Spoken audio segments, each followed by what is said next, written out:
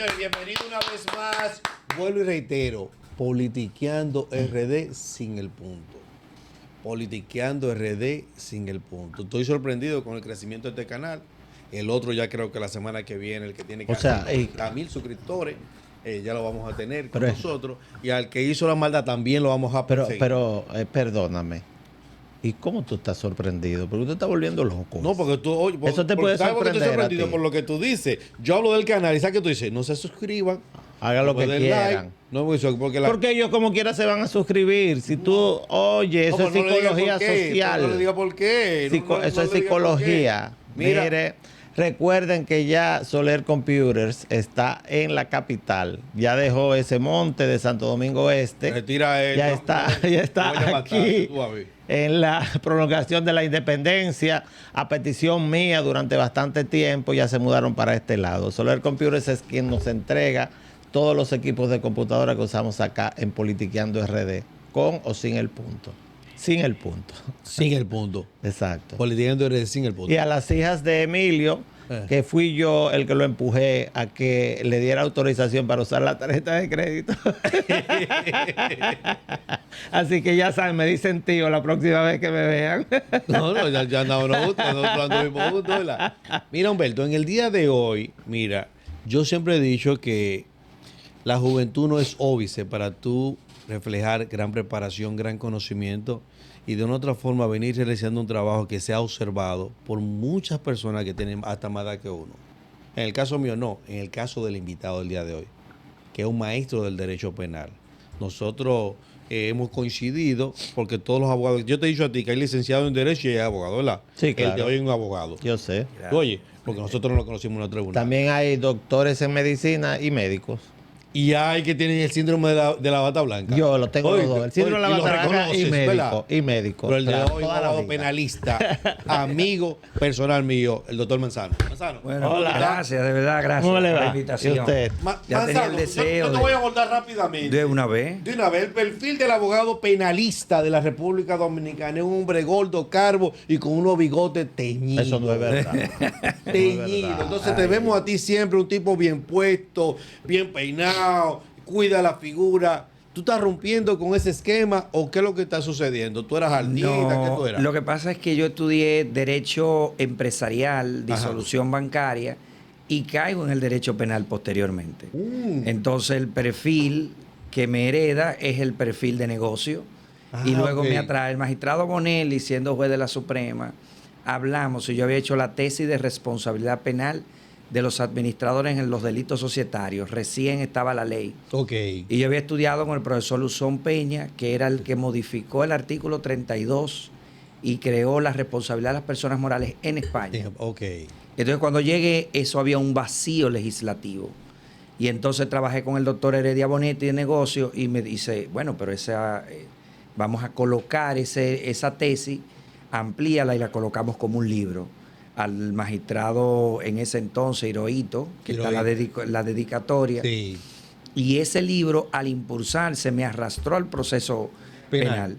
Y entonces las líneas son derecho penal económico, empresarial, monetario y financiero dentro del ejercicio. Y por ahí es que está. Que de hecho tuviste un vacío en República Dominicana en cuanto al ejercicio de derecho en esas materias. Claro. ¿Verdad que sí? Claro, yo te lo digo sí. Porque yo también vengo de la superintendencia de banco y cuando nosotros nos tocaba llevar procesos penales a nivel económico, bancario, yo veía mucha debilidad en los abogados que desconocían la materia. Entonces tú dijiste, yo me voy por esta línea. Sí. Sorpresivamente yo podía tener la facilidad de traducir los términos económicos, contables y financieros. Por el ministro de Hacienda, Mayín Díaz, fue mi profesor de finanzas legales. Imagínate tú tener a un profesor así enseñándote valor de dinero en el tiempo, la fluctuación de las tasas, de los derivados, cómo se hace. Es decir, que el tema de economía tú lo manejas por lo menos lo básico, ¿verdad? Claro que sí. Y sobre todo en materia penal. Yo sabía económica. Un momentito. Vamos a ver. Porque comenzaste mal la entrevista. Está bien, arréglala. Por supuesto. O sea, cuando hablas de que un penalista es un viejo gordo, teñido, con bigotes teñidos, calvo, con la corbata que le queda guindando aquí porque el cuello de la camisa no le cierra. Es una de las características. Y aparte de eso, que yo no sé si todavía, pero eso yo no fui abogado, que mi papá me enseñó que andaban con un maletín cuando llegaba la guagua de la cárcel en esa época, y yo no quería hacer eso. Pero él no. Tú no viste lo que él trabaja. Claro. Es derecho penal financiero. Eso no es la línea del hijo tuyo. No, mi hijo nunca se va a poner una toga. No. Mi hijo trabaja en jean, en camiseta, porque hace derecho de escritorio para empresas, que es mucho más fácil, porque no tiene que ir a los tribunales. Él dice que es más fácil para los abogados, porque yo lo hago así, me junto con los clientes. Exacto. Hasta con ropa de ejercicio. O sea, la formalidad se va. Así es que trabaja mi hijo. Ajá. Entonces solo lo traje, lo tribuna para los tribunales. Manzano, yo Nada tengo muchos más, años ¿verdad? Entonces él tiene el perfil Ajá. del abogado que trabaja en el área empresarial y se le nota. Oh. Popi, de arriba abajo, mira, le queda bien la corbata, perfectamente doblada, mírala así, tú la ves perfectamente puesta ahí arriba, mírala ahí, y aparte se le ve el dinero por encima de la ropa. Oye, si es amigo de otra familia que vino aquí a América, ¿cómo es este abogado? ¿Cuál es el perfil de familia? ¿Cuál era ese? Familia, amigo de nosotros. No, ese guaguaguá. Ese guaguaguá puro. Mira, Manzano, hoy te voy a decir lo siguiente, nosotros sabemos... Un abogado caro este. Bueno. No hay abogado caro, sino abogado con su precio. Bueno, abogado caro. No, porque mira, por ejemplo, tú vas al despacho de Manzano y dices, mira, yo quiero hacer esto, él te hace la propuesta económica. Si tú no puedes, te dice, vaya a buscar otro abogado. Bueno, lo que Pero pasa es que los sea caro, abogados tú vas a caros ganar. son de los que llaman... Un cliente se ha ido por tema tema económico. Ah, pues yo sí de aquí. tú ves. Sí, yo de aquí sí, Manzano. Siempre hay que hacer un plan Manzano, ajustado. esa titularidad de humildad, eso no va para ningún lado. Escucha esto. Yo pongo un precio y si usted no tiene la capacidad, usted puede ir donde el vecino. Lo que pasa es que los bancos Y tú no haces favores. No, tú lo sabes que yo hago un pro bono, un paquetón de pro bono. Ningún abogado hace más pro bono que yo en este país. Yo no lo sé. Ahora, si yo veo que usted tiene el perfil para pagar y me viene aquí a mí sabiendo que usted ha visitado a otro abogado y usted lo que quiere es una gente que le resuelva y que le asuma con responsabilidad, este es mi precio. De lo contrario, busco otra gente. Lo que pasa es que los bancos no dejan de prestarle a una persona 50,000 pesos, 100,000, 1,000,000, 1,000,000,000. Y cuando ya no pueden, hacen un pool financiero, es decir, se unen 5 bancos. Se unen 5 bancos. Y si no hacen un pool financiero internacional, entonces yo le doy la misma facilidad a cualquier cliente, se ajusta al caso y se ajusta. ¿Qué tipo? Eso no se va. Humberto, ¿Qué tipo de caso? Humberto, no le crea eso, por favor, Humberto. Humberto, Humberto. ¿Qué tipo de casos, a qué tipo de casos preferentemente usted se dedica? No, yo, todo lo que son el derecho empresarial, desde el nacimiento de la empresa, desde si crece, si hay que hacer una fusión, adquisición, fusión por absorción, pero si la empresa en el curso de eso tiene problemas de carácter litigioso, ya sean referimiento entre socios o ya sean de carácter penal, desde medio ambiente, propiedad intelectual, exacto, delitos de marca, delito de uso de imagen de la marca. O responsabilidad de un tercero. O responsabilidad de un tercero. Sí. Delitos de corrupción. Robo dentro de la empresa. Delitos de corrupción en el que tengan que ver empresarios. Ok. No he tenido la experiencia de defender. No, ni la va a tener por ahora, porque solamente llevan a los políticos, a los empresarios nunca los llevan. Aquí es el único país donde entregan soborno y los que sobornan no aparecen nunca. Eso nunca lo va a ver. Es una realidad. Pero no lo voy a meter en ese podemos hablar de cualquier tema. Te voy a decir lo siguiente, ahorita no me lo dejaste, mira, te voy a decir lo siguiente, oye. Diga usted. No quiero que se sienta irrespetado. Jamás. Pero apeló a la mentira. Oíste. El que no tiene un presupuesto. Pero no por mí. Escúchame esto a mí. No el por que mí, no tiene ¿verdad un presupuesto que no? considerado no va a tener la defensa de Manzano. Pero no por mí, ¿verdad no que está no? diciendo él porque él está practicando y que la supuesta humildad. Por eso es mentira. Oye, uno de los abogados que ahora mismo está mejor posicionado es él, pero dejémoslo ahí porque él se le estudió para eso. Manzano, indistintamente de lo que nos toca directamente como el tema de este libro que tú estás presentando. De este análisis que este análisis hace... más que todo. Espérate. ¿Es el nuevo Código Penal ya? Sí. Él, ajá. Un análisis de Trajano y de Francisco Manzano. O sea que ya lo estudiaron.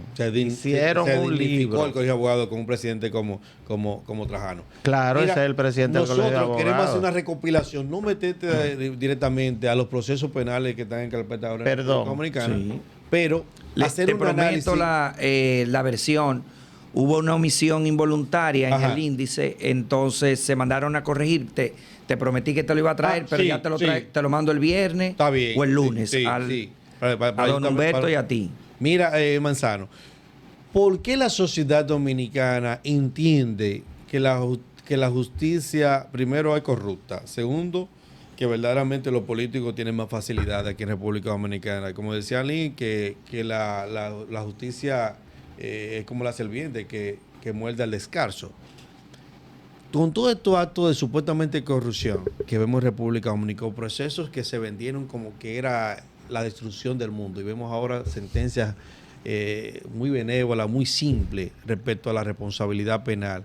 ¿Qué tú entiendes que está pasando con el derecho penal? Si se ha vuelto demasiado popular, si se ha vuelto una comedia, ¿qué es lo que está sucediendo, Manzano? Mira, de todo un poco. Creo que los procesos o los megaprocesos, para decirlo así, porque no son procesos ordinarios, tienden a tener un carácter político. Okay. Inmediatamente administras el Estado y eres perseguido por esa administración. Bueno, pues ya el caso es político, no hay forma de ese estigma. De quitarles esa línea. Claro, entonces, ¿qué pasa? Que es una experiencia nueva, no se había procesado personas de estas envergaduras. Pero entonces esos procesos cuando comenzaron con utilización, por ejemplo, te lo digo con toda sinceridad, porque lo he discutido así en los tribunales. Por ejemplo, Cámara de Cuentas es un órgano autónomo que no es utilizado, no es un órgano brazo de la persecución penal. Tú tienes al INASIF que tiene una unidad financiera, pero se utilizaron los temas de Cámara de Cuentas como prueba de procesos penal. Y la Cámara de Cuentas hace 3 tipos de auditoría. La auditoría financiera revisa y dice, haz que los soportes sean fiables, no necesariamente habrá irregularidad. 2, los de gestión, en qué, pero está gastando dinero en cosas que no son de medio ambiente, sea el Ministerio de Medio Ambiente. Que no corresponden con la justificación del mismo de la creación de su ley. De su ley. Y por último está la de investigar si hay algún tipo de irregularidad e identificarla. Y luego que tú la identificas, tú la mandas al Ministerio Público para que haga una auditoría forense, que sí va a identificar ya, porque estos no son investigadores. En Cámara de Cuentas hay una combinación de abogados, contables, más que todo, pero no son forenses. No son forenses. No quiere decir que no tenga la capacidad, sino la legitimidad. Entonces, cuando comenzaron a utilizarse esos procesos de Cámara, no se veía ningún tipo de licitación. Por ejemplo, la ley de compra y contrataciones. ¿Tiene tipos penales? No. Y nosotros decíamos, no puedes decir que por violación a temas de compra y contrataciones, la ley lo que prevé es la nulidad del procedimiento de adjudicación. Ahora, eso es una realidad que la ley del 2025 sí previó los sancionamientos penales en la propia ley. Entonces, cuando sometes procesos con tipos penales inexistentes, con tipos penales que todavía no existen, obviamente que crea una cierta dificultad. Oye, un análisis fresco, eso no lo habíamos visto así, porque la mayoría del sustento de esos procesos son auditoría de la Cámara de Cuentas, tema de supuestamente de la ley de contra y contrataciones, que verdad como el origen o el matiz de la ley no contempla ninguna pregunta. No, y entonces ahí la nueva ley de contrataciones agregó 9 tipos de auditoría, porque nada más se podían hacer 3, que son auditoría de construcción, auditoría de humanización. Es decir, refuerza, pero el carácter de Cámara de Cuentas es porque el Congreso no puede fiscalizar la rendición de cuentas del presidente. Entonces, ¿qué es lo que tiene que hacer el presidente? No es dar un discurso político, es que la Cámara de Cuentas le diga, mire, realmente es un órgano fiscalizador. Porque el Congreso no tiene, digamos así, observatorios permanentes para ver el cumplimiento de la ley. Es decir, somos el único bicameral, que debería ser uno, pero tener un observatorio del cumplimiento de sus leyes. Es decir, de manera permanente. Tú entrar a internet y decir la ley de compra y contrataciones está en verde para decir que está cumpliéndose bien, está en rojo, en amarillo y decir cuáles son. No, lo que pasa es que el Congreso de la República tiene la obligación también de cumplir la ley de contrataciones. Es que con 2 legislaturas tan amplias y siempre se amplían porque no da tiempo, no le da tiempo a fiscalizar, esa es la verdad. No, pero el Congreso de la República también tiene la obligación de cumplir la ley Con la nueva ley sí, ya tiene que cumplirlo Claro, tiene todo el esa mundo. obligación, pero entonces, por eso es que la Cámara de Cuentas es un órgano suprapoder del Estado. Es decir, está por encima de los tres poderes para entonces poder fiscalizarlo a los tres y hecha la auditoría, enviarla al Ministerio Público, que es quien tiene que instruir el proceso. La Cámara de Cuentas no instruye el proceso. Esa es la verdad, ¿verdad? Sí. Claro. Entonces, mi pregunta es... De hecho, para hacer una aclaración, Sí, cómo no. la Cámara de Cuentas no debería quizás ella misma hacer la auditoría, porque la auditoría va a depender de qué voy a hacer. Si la voy a hacer sobre temas médicos, ¿qué hago haciendo por un levantamiento del Ministerio de, por ejemplo, de Salud? Exacto. Si la voy a hacer de temas de la misma situación del manejo de la Procuraduría, que se hacen auditorías Exacto, ahí, también. Sí. tiene que ser temas. Entonces, tú lo que haces es que contratas el cuerpo especializado muy con los conocimientos técnicos de ese tema en específico.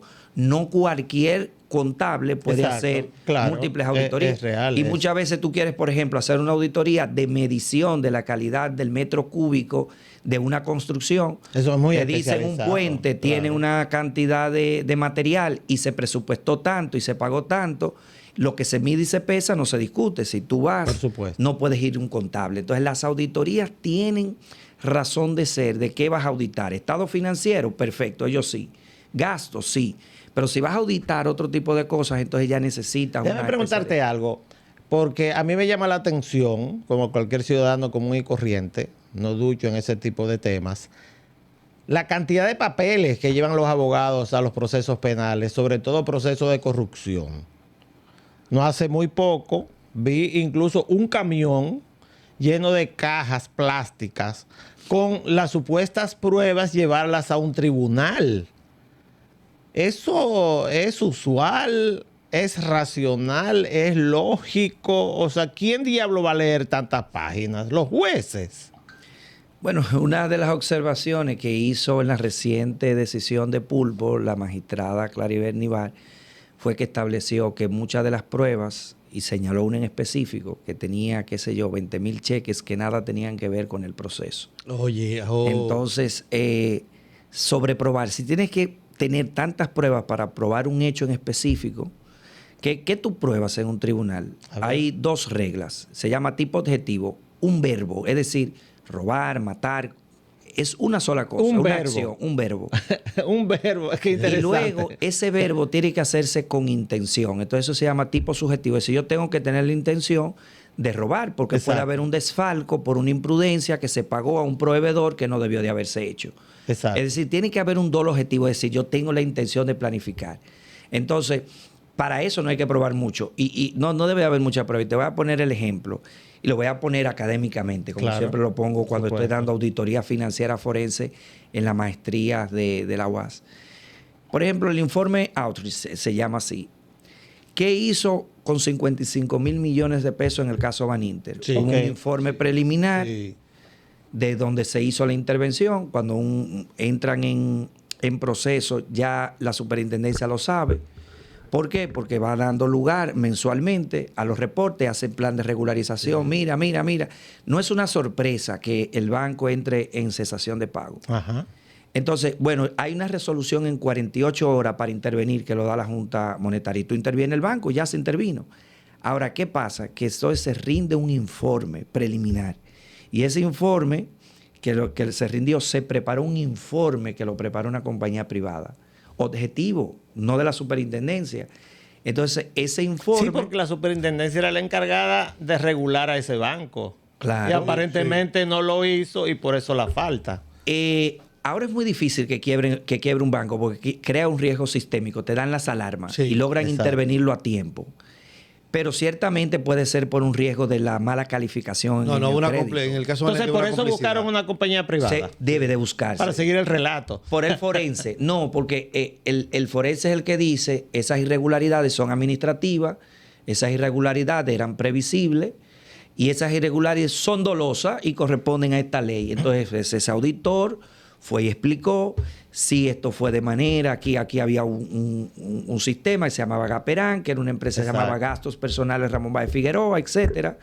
Y aquí había un sistema de pago. Ese era un banco paralelo, ¿verdad? En ese momento. Le llamaron banco paralelo. Estoy diciendo lo que salió en los medios y en lo que aparecen en cierta información. Ajá. Y lo estoy utilizando de manera académica. Puedo tener alguna imprecisión.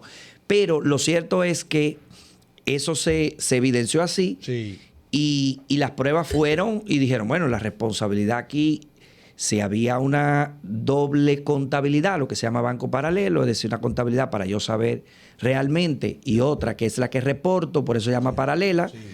Entonces, si logro ver que hay una diferenciación, hay una intención. Sí.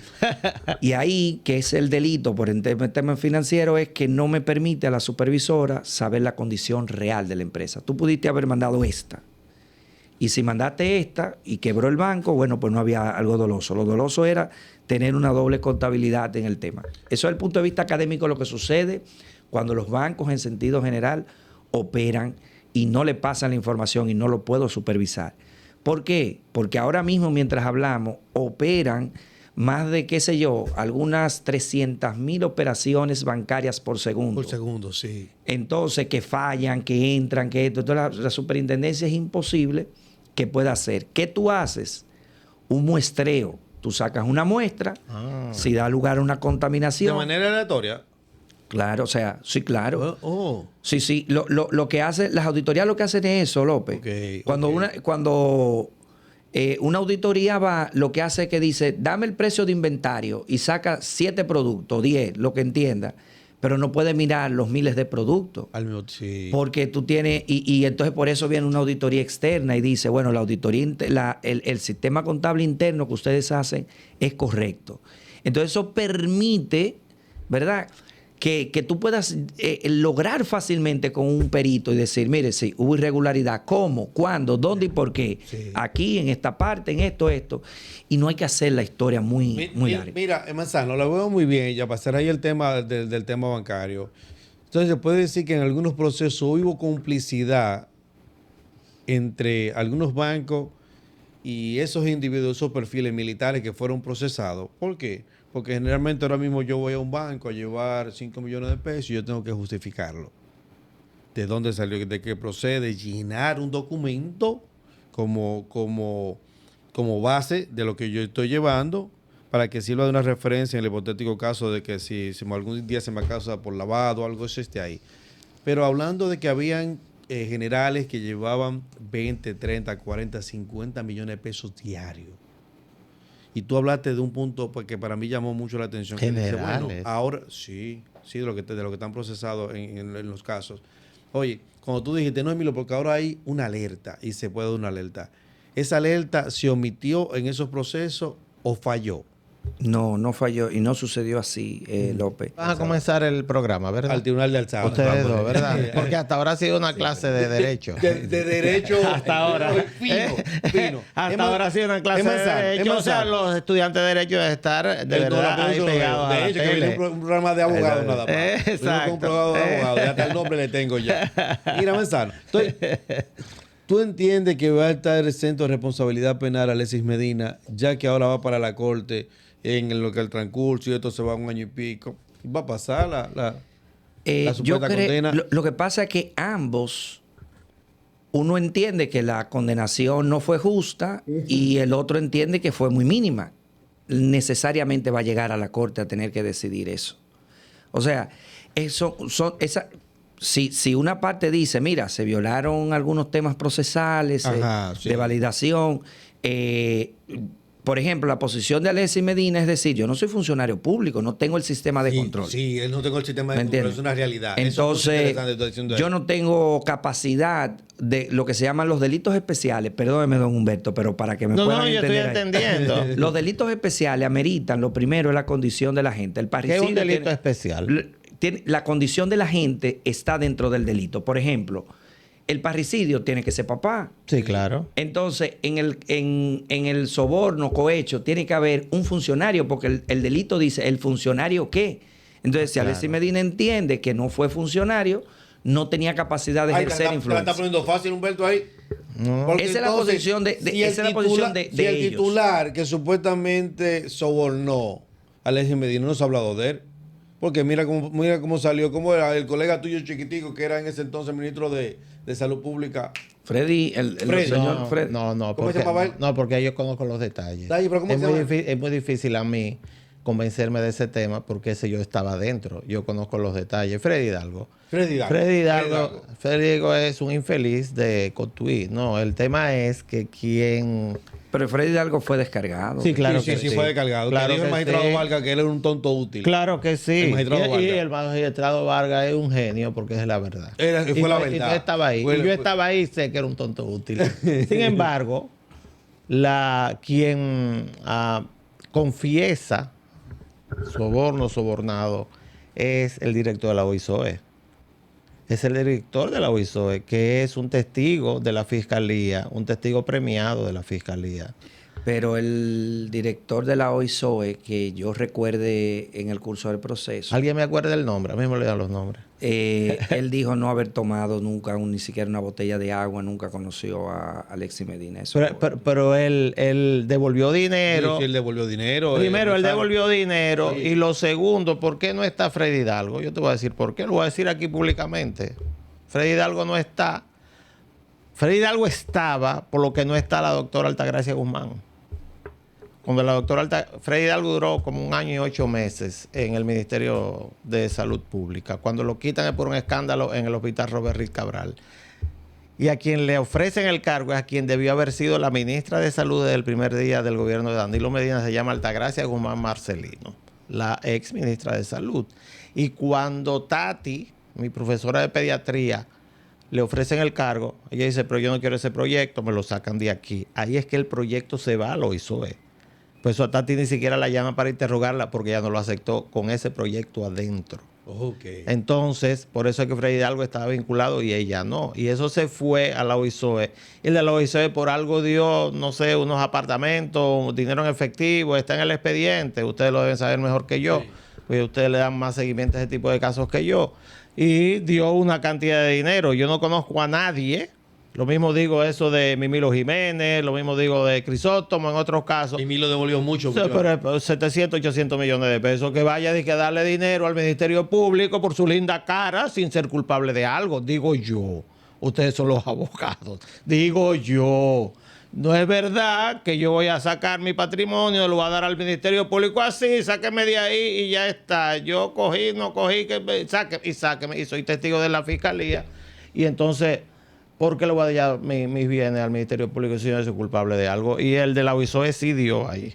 Dio mucho dinero. Eso es innegable, Dio mucho dinero. Voy a buscar el nombre ahora mismo. ¿Cómo tú puedes evaluar, Manzano, la gestión de Miriam? Entonces, tuviste, Manzano, perdóname, entonces, si tuviste todos los testigos, ¿tuviste la deposición del exdirector de la OISOE? Lo que pasa es que yo estuve, pero yo no... Era un volumen muy grande del proceso. Y entonces yo no pude estudiar todo, pues estuve casi en todas las operaciones. Pero ese testigo premiado no depusieron a viva voz. Sí, pero eso fue en la fase de, si mal no recuerdo. Sí, claro, es muy complicado el tema. Él declaró fue en la audiencia preliminar. Hizo unas declaraciones espontáneas. Ajá, sí. Entonces, sí. Como no era de mi interés, no ocupé atención a eso. Pero sí lo que recuerdo es lo que te digo, que él manifestó que nunca había tomado un vaso de agua con... Exacto. Que no había tenido ningún contacto con Alexis Medina. Pero le devolvió al Ministerio Público gran parte de su propiedad sin haber recibido nada de Alexis Medina. Yo no entiendo. Entonces, para nada. Él dice que no fue favorecido. Manzano, ¿cómo tú evalúas la gestión de Miriam? Ahora que salió del cargo, a Miriam fue premiada por lo que le hizo supuestamente Jean Alain, un premio que le dio el presidente en su momento. Todos sabíamos que concomitantemente a ese cargo era Jenny prácticamente la gestora de todo. Pero ¿cómo tú puedes evaluar esa gestión, Manzano? Mira, yo le evalúo positiva completamente. Ajá. Claro. Porque, ¿qué pasa? La doctora Miriam Germán tiene vocación de juez. Sí, de juez, tú lo dijiste. Claro, pero al tener la vocación de juez... Que son vocaciones muy distintas. Oíste. Pero mira, democratizó la discusión de lo que entendía y no daba instrucciones directas. Radicales, si sus pares, por ejemplo, ¿qué dinamismo existe? Que, por ejemplo, tú no sabes las deliberaciones de los consejos del Ministerio Público ni del Consejo del Poder Judicial. Sin embargo, en España, una jueza del Consejo del Poder Judicial dijo, ahí se está discutiendo algo con lo que yo no estoy de acuerdo. Y se acostumbró a España a que las personas pueden tener disparidad. Por ejemplo, ¿qué hacen algunos tribunales constitucionales? Deliberan en vivo, no deliberan, porque yo necesito saber qué tú piensas de mis jueces políticos, decisiones tan de peso. Entonces ella democratizó lo que ella pensaba y el respeto que tenía sobre los demás. Pero para afuera de la sociedad dominicana, ¿cómo tú entiendes que evalúas esa gestión? Tú como abogado, tú lo ves positiva. Pero el ciudadano común entendió que esperaba más de Miriam frente a su responsabilidad social, su responsabilidad como profesional. Yo entendía que a ella le jugó en contra el tema de su edad. ¿Entendiste? Su estado físico también de salud. Tú tienes presupuesto limitado. Mira qué pasó. En el presupuesto, en la salida de Danilo, el presupuesto de la Procuraduría eran 14,000 millones. Sí. Por la pandemia se redujo y ella quedó con un presupuesto de 8,000 millones. Es decir, satisfacer los temas internos, las precariedades que tienen los fiscales. Señores, un fiscal tiene muchas precariedades. Muchas veces para trasladarse a lugares no tiene técnicamente ni hablar. No tienen el salario adecuado para el tipo de función, de la peligrosidad. Pero la gente indistintamente casi... los jueces y fiscales son... un chin más porque se ha tratado de buscar fondos por otras vías, pero vemos que se ha dinamizado la Procuraduría con Jenny Berenice. Hay que darle por lo menos un año a la magistrada Jenny para poder hacer una evaluación de su posición. ¿Cómo tú pondrías el trabajo de Jenny? Positivo, completamente. Porque una cosa es que yo adverse en los tribunales. Sí, no es otra cosa. Yo en los tribunales, bueno, yo defiendo un interés y, por ejemplo, la Procuraduría defiende otro. Sí, claro. Pero cuando bajamos de estrado no tenemos enemistad. Por ejemplo, no retengo ninguna enemistad. No, que mucha gente no entiende en eso. Yo recuerdo una vez que un abogado de mucho nivel de este país fue desapoderado bajando de estrado por la cordialidad que tuvo con su par, ¿entendiste? No, para la gente todavía no entiende eso, Manzano. La gente entiende que si tú estás en un lado y yo en otro, tenemos que ser enemigos obligatoriamente. Francisco Pagán le devolvió al Ministerio Público alrededor de 85 millones de pesos. Francisco Pagán. Compró apartamento en la Torre Alco Paradiso, compró un terreno en Asua, hizo una compañía en otro lugar que está ahí, le devolvió y aparte con eso... te estaba dando meta. Pero claro, no me acordaba ni del nombre, pero es que yo tengo muy buena memoria para los hechos. Los nombres no es así. Igual. A mí me olvidan los nombres de todo. Pero sí, Francisco Pagán era el director de la OISOE. Y sí recibió, incluso pone aquí el nombre de la persona que le entregaba el dinero. Que no era Alexis Medina. Es lo que recuerdo y coincide con eso. Tú tienes toda la razón. El nombre, pero lo que sí es que ambas partes, Kelvin Santiago, que ambas partes, tanto el Ministerio Público va a ir a apelación y es un proceso que va a continuar. No creo que Alexis Medina... Es demasiado importante, Manzano. Pero yo tengo una duda ahí, ¿Cuándo comienza la pena? O sea, aunque tú estés en tu casa, la pena te sigue corriendo, por decir un término. En el caso particular del señor Alexis Medina, él tuvo 1 año y 8 meses en prisión. Exactamente. Y luego duró un tiempo parecido, no puedo afirmarlo. Sí. En prisión domiciliaria. Y eso se computa como pena cumplida. Tiene 3 años. Entonces, cuando la sentencia sea definitiva, entonces va el juez de la ejecución.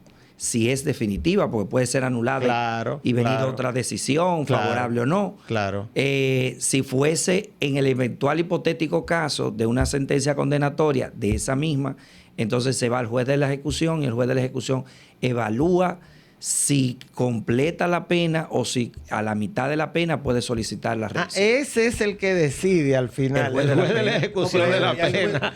Está bien. Pues yo digo, ¿y quién decidirá eso? Sí, pero es cuando ya la sentencia sea definitiva. Quiere autoridad la cosa. Pero no tanto eso también, Humberto. que comienza a contabilizarse inmediatamente, tú eres requerido por el Ministerio Público. El Tribunal Constitucional tuvo Pero eso es para la extinción del proceso. Del proceso, ¿entendiste? Sí, que comienza verdaderamente. Cuando te piden que vaya a la Procuraduría, por ejemplo. Están limitando un derecho fundamental, que es el derecho al libre tránsito. Ellos ponen cambian tu agenda. Y tú tienes que ir desde ahí ya parte. Pues entonces, que fue algo maravilloso. Eso cuando eso termine, entonces casi seguro eso será extinción de todo. Lo más probable, ¿verdad? Es probable. ¿Qué tú vislumbras en el caso de Jean Alain Manzano, con tu experiencia? ¿Y cómo tú evalúas la gestión de él? Mira, yo participé en el proceso. Entonces yo no... te diría que prefiero no emitir un juicio. Ningún tipo de juicio. Sí, porque lo que diga, cual que sea, en favor o en cosa, pudiera afectar los intereses que pudiera haber representado. Sí. Entonces, Manzano, yéndonos aquí al nuevo código, ¿qué tú entiendes débil que hay que reconsiderar? Antes de eso, yo voy a hacer una pregunta. Sí, Manzano, y a ti también.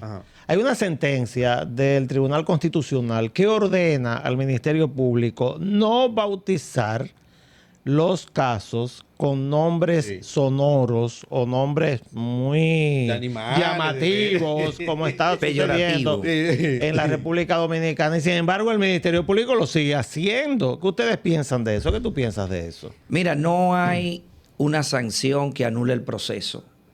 Las sentencias del Tribunal Constitucional carecen de la eficacia de su ejecución. Es decir, no tiene un control o mecanismo que tú puedas ejecutar. Y mira que el magistrado Milton Rey Guevara habló constantemente de eso y que se redujo verdaderamente. No, mira, las sentencias mejor elaboradas son las del Tribunal Constitucional. Me imagino que sí. Pero son las de menos observadas o aplicadas del sistema. Porque no existe un mecanismo que obligue a la coerción que no sea el astreinte, la responsabilidad que tiene que abrir otro proceso. Tú dijiste una de las debilidades del código es que no prevé los delitos políticos. Si tú simplemente se reduce a la nulidad del aspecto de la ley, a la nulidad del aspecto de tal cosa, pero no creas un tipo penal que lleve en coerción. Por ejemplo, hay un ministerio que le ordenan el reintegro de algún empleado, de algún militar, lo que sea, pero esa sentencia no se lleva a cabo. Tú vas y solicitas la liquidación de las 30, se va a deuda pública. Al final no se ejecuta. No hay un mecanismo coercitivo de carácter penal que pueda llevar al funcionario a obligarse. Entonces, los delitos políticos, como se va a hacer una contrarreforma, pero no es otra cosa que ya después de una reforma, hacer en poco tiempo una contrarreforma. Esa contrarreforma debería de incluir los delitos políticos, que es cuando tú subviertes el orden constitucional, cuando modificas la ley para la reelección, cuando tiene mecanismos de no cumplimiento, cuando no cumples los requerimientos, por ejemplo, de Cámara de Cuentas, cuando entra, interviene y fiscaliza, cuando no llevas las políticas económicas que lleva en contra de la política central del gobierno, etcétera, etcétera. Los delitos políticos son aquellos que estén vinculados directamente con el cumplimiento de la Constitución. Pero hay una sentencia que está en debate ahora mismo y una acción contra un funcionario público, exfuncionario público ya. Es una demanda que está en el Tribunal Superior Administrativo en lo personal en contra del exministro de Hacienda, Jochi Vicente. Hay una familia, apellido Cedeño, que se ordenó el pago de unos terrenos. Eso llegó hasta el Tribunal Constitucional. El Tribunal Constitucional ordenó al Ministerio de Hacienda y al ministro a que pagara esos terrenos. Entonces el ministro se negó a pagarlo y en lo personal está demandado en el Tribunal Superior Administrativo. El ministro está usando los usó. Los fondos. 8.5 millones de pesos. Cobran caro los abogados. Sí. Ese dice que es abogado de los abogados caros. Tú ves que hay abogados caros. Ese bueno, es excelente. Pero no voy a decir el nombre, es amigo mío, pero no hay dudas de que... Pero es muy buen abogado. Exactamente. Se está pagando, yo respeto, no voy a decir el nombre. Pero se está pagando esa suma para defender a Jochi Vicente en lo personal. Eso ¿qué implica? Que cualquiera puede demandar a un funcionario público por el ejercicio de sus funciones de modo personal. Por el Sí, abuso, claro. sí. Sí. Bueno, si comete algún exceso en la función, sí puede ser responsable de manera directa. La responsabilidad patrimonial es del Estado y del funcionario. Pero, ¿qué hacen las empresas? Que si un miembro del consejo directivo en ocasión de cualquier acción que tenga que ver con la actividad de la explotación de la empresa le cubre todos los gastos judiciales. A mí no me parece ilógico que si alguien hace una acción personal contra el ministro por una acción que no es personal, yo no la veo jurídicamente personal, y no creo que haya sido una decisión medalaganaria de levantárselo. O sea, eso tiene un sistema de control interno, tiene Contraloría interno que tiene que aprobarlo.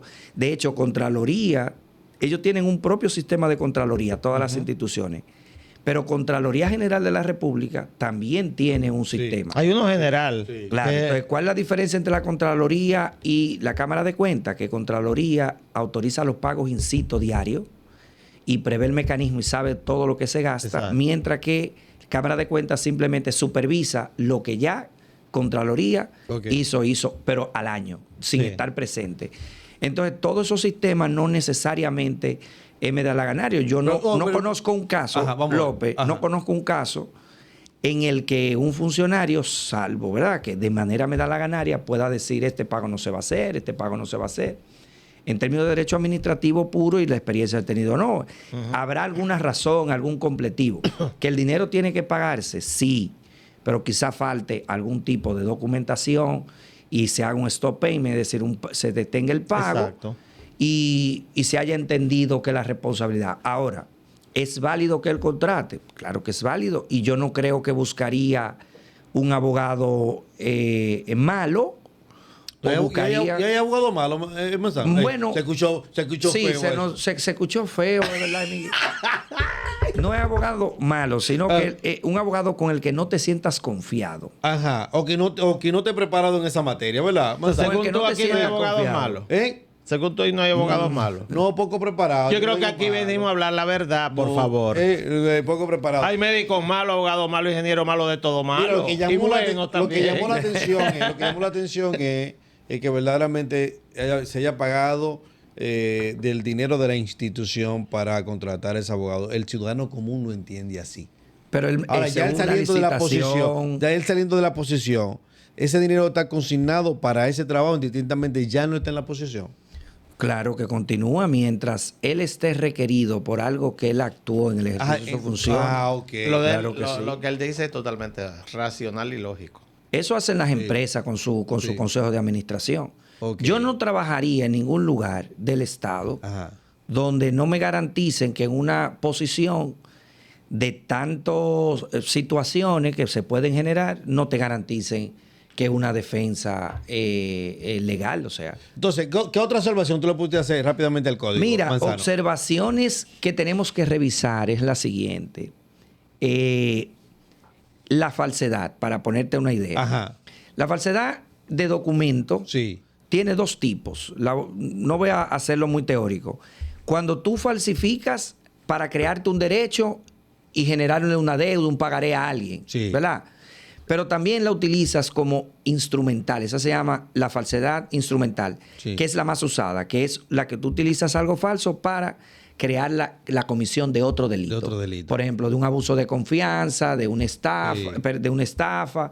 Tú tienes que utilizar necesariamente documentación falso, poderes falsos, lo que sea, para tú lograr una estafa. Esta estafa son hasta 2 años, pero hay una agravante de la estafa de 20 años. Que se refiere al cúmulo de cada una de las Podemos explicar el cúmulo, porque eso va a generar problemas. Eso te va a traer problemas, eso. Pero, por ejemplo, cuando tú utilizas un documento falso para cometer otro delito, eso es 20 años de prisión. Es decir, tú puedes un abuso de confianza de 2 años, pero si utilizas, o una estafa que puede ser de hasta 3 años, utilizas un documento falso, ya el delito se convierte en 20 años. Entonces me parece muy excesivo. Porque si tú lo estás utilizando como un mecanismo instrumental, pues entonces agravarlo con 20 años, rompe la proporcionalidad de la conflictivación. Y aquí habrá cárceles para tantas penas, habrá espacio para meter tanta gente presa. Porque por ahí hay tanta gente presa, ¿verdad? Va a aumentar. ¿Verdad que va a aumentar? Por lo menos algunas 5 veces el grado de conflictividad. Porque al haber 70 tipos penales, pero claro, pero se amplió el sistema de comisión de delito. El delito se comete ahora por el autor material, aquel que hace el delito. Ahora hay una serie de figuras que es el autor mediato, que fue lo que por el cual sancionaron a Fujimori. Ajá. Por ejemplo, se es autor porque se domina el hecho. ¿Qué quiere eso decir? Miren que algo interesante. Yo aquí digo, bueno, quiero, por ejemplo, en el caso de Fujimori, darle muerte o asaltar al grupo Sendero Luminoso. Ajá. Pero le dio a Vladimir Montesinos. Vladimir Montesinos un intelectual, no sabía disparar un arma, mucho menos planificar, pero él buscó a los militares. ¿Quién es el verdadero autor? Aquel que puede dar la orden de hacer el hecho y de detenerlo. Decir cuándo, cómo y contra quién. Ese es ahora el autor. Entonces eso amplía la base.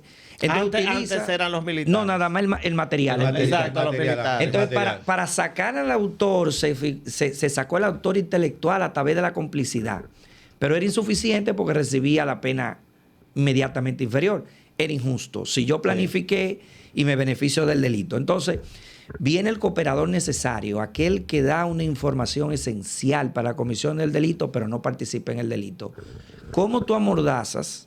Entras a una casa, sabes que hay dinero en efectivo sin esa información necesaria, pero no lo cometí. Entonces también llega eso, el telencubridor. Eso es muy difuso, Eso es muy imaginativo. Bueno, pues leanlo aquí para que eso es bien lo puedan entender. Eso es bien imaginativo, Pero está el encubridor. Fíjate que el encubridor es aquel que tampoco sabía del delito, pero contribuyó a que las armas del delito ¿Sabes qué, Manzano? La gente lo va a poder percibir de una forma didáctica, fácil, de analizarlo. Bueno, está hecho para abogado. Está muy sencillo. Para el que se induce por primera vez, quizás no, si lo lee un empresario, no es una literatura comprensible para ellos. De los 80,000 abogados que tenemos en el país, por lo menos 10,000 léanlo, por favor. 10,000 lo pueden leer porque es unas notas introductivas a la parte general. Porque la parte especial, ¿qué es lo general? La forma en cómo se comete el delito. Está la tentativa, se explica ahí, se explica la legítima defensa. Ahora la legítima defensa está interesante. ¿Cómo es actualmente? Tenemos que tener proporcionalidad en cuanto de armas. Lo que tú utilizas. Claro. Ahora cambió a prevalencia del bien jurídico. Es decir, si yo veo que un niño menor de edad tú lo estás atacando y yo tengo un arma, yo voy a salvar la vida del niño, no importa. Entonces, es la proporcionalidad de qué bien jurídico yo estoy salvando. Otra forma de la legítima defensa es la proporcionalidad de medio. Señores, ustedes vieron mi tamaño. Imagínense un pelotero que viene con un bate. Su golpe va a ser más certero que el mío con un arma. Claro. Entonces, ya cambia proporcionalidad de arma, proporcionalidad de medio. Yo puedo utilizar para equiparar esa diferencia. No es lo mismo un policía, entrenamiento, que venga en un golpe y herida, que estemos con trompada y que yo utilice un bate, utilice una herramienta. Voy a prevalecer el medio porque voy a equipararlo. Entonces, para mí, eso es un paso de avance. Y ustedes están trabajando, me imagino, en la maestría en Derecho Penal, ¿verdad? Porque los abogados tienen que ponerse a estudiar de nuevo, ¿verdad que sí? Asumo que el Colegio de Abogados lo hará. Y yo voy a trabajar la responsabilidad de las personas morales. Exacto, ¿ves?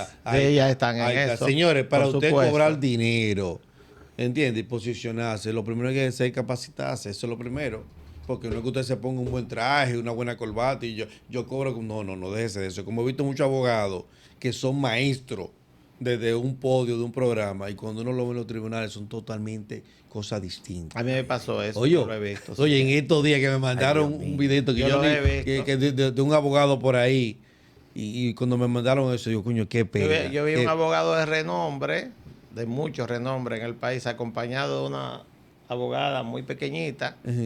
Y cuando se pusieron frente al juez, la que manda a ver a la abogada. él hablaba mucho, pero la que manda a ver a la abogada. Como dice, ¿cómo es que dicen? La defensa técnica. Ahí se acabó todo. Mira, Manzano, vamos entonces periódicamente tenerte aquí en el programa para eso mismo, para edificar a la persona. Sobre esto hay que educar. Sí, hay que educar a la persona. De la estafa piramidal, de lo que son. Entonces Manzano, la estafa piramidal. Sí, claro. Manzano, entonces ¿qué hablamos aquí? Pero los negocios piramidales no son fraude, como tampoco son los vender inmuebles. Es la estafa que se haga a través de piramidal. Mira, y la estafa inmobiliaria, o sea, los negocios piramidales son la tercera fuerza económica del mundo. Sí. Pero tienen que dar un bien o un servicio. Claro. Cuando no das un bien ni un servicio, entonces ya se convierte en una estafa piramidal. Mira, Manzano, ya tú dijiste ese tema, que de hecho yo estoy realizando cápsula para el tema inmobiliario, que se ha visto en estos últimos años. Sí, hay un grave problema. Un fraude grandísimo respecto a eso. La próxima visita que tú tendrás por aquí, vamos a desarrollar ese tema. Perfecto. Mire, hay mucha incertidumbre en el mercado inmobiliario. Claro que sí, claro que sí. Hay mucha gente que nunca vino a ver nada.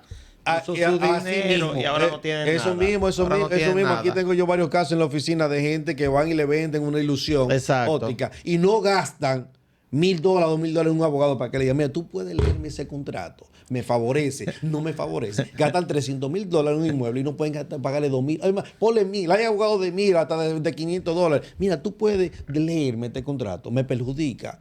¿En qué yo puedo variar? ¿En qué yo puedo llevar a la constructora a beneficiarme? Así es. Porque son contratos leoninos. Entonces, compran con la emoción, no con la racionalidad que se necesita. Entonces, vuelvo y reitero, para la próxima visita, Manzano, te comprometo a que volvemos a ese tema para ir edificando a la persona y no vamos a inventar una cápsula de que la gente esté instruida por ahí, porque eso genera muchas cosas positivas. Señores, reiteramos, con profesionales de este nivel, crece no tan solo la justicia dominicana, sino la sociedad. Gracias, hermano.